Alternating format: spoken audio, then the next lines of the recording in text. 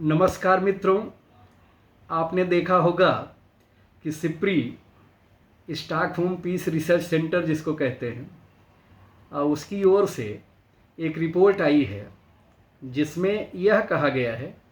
कि भारत ने अपने परमाणु बमों की संख्या जो है बढ़ाकर 190 कर दी है और पहली बार जो है भारत ने परमाणु बमों की तैनाती की है।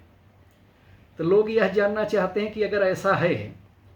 तो इसकी नौबत क्यों आई, लेकिन लोगों ने इस बात पर ध्यान नहीं दिया। हमेशा लोग जो गलती करते हैं कि भारत जैसे विशाल देश और बड़ी जनसंख्या और शक्ति वाले, अर्थव्यवस्था वाले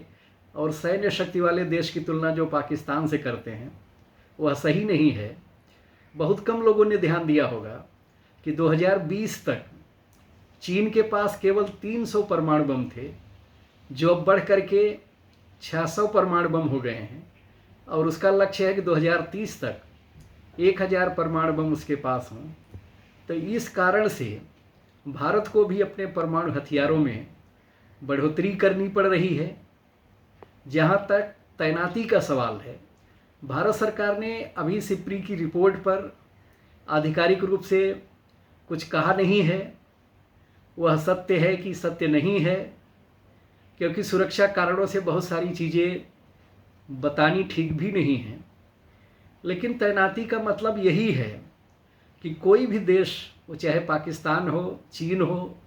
या विश्व का कोई दूसरा देश हो, वो भारत को परमाणु ब्लैकमेल नहीं कर सकता है। अगर आपके परमाणु हथियार तैनात अवस्था में हैं, वो चाहे मिसाइलों के रूप में हों, चाहे विमानों में लगने वाली मिसाइलों के रूप में हों, चाहे परमाणु पनडुब्बियों के रूप में हों या अन्य नौसैनिक पोतों के रूप में हों, तो ऐसे परमाणु हथियार जो है त्वरित प्रतिक्रिया कर सकते हैं। अगर कोई देश आपके ऊपर आक्रमण करता है या किसी देश से आपका युद्ध चल रहा है और युद्ध में सामने वाले ने अगर गलती से भी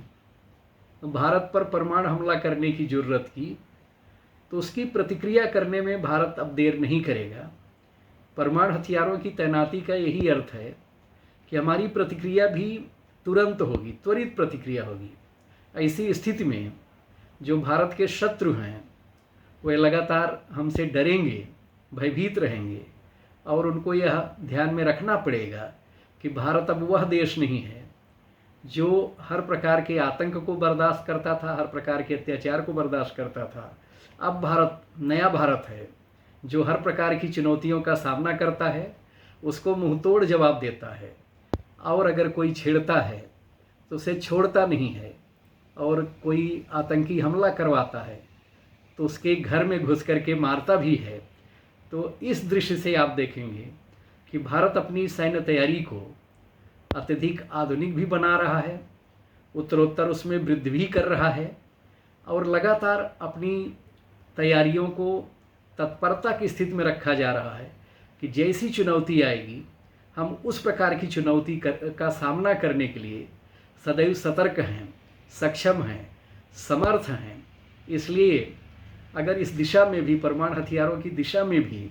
भारत सरकार आगे बढ़ रही है तो हमें इसका स्वागत करना चाहिए और यह देशवासियों के लिए निश्चित रूप से गौरव और गर्व का विषय है। जय हिंद, जय हिंदी, जय हिंद की सेना।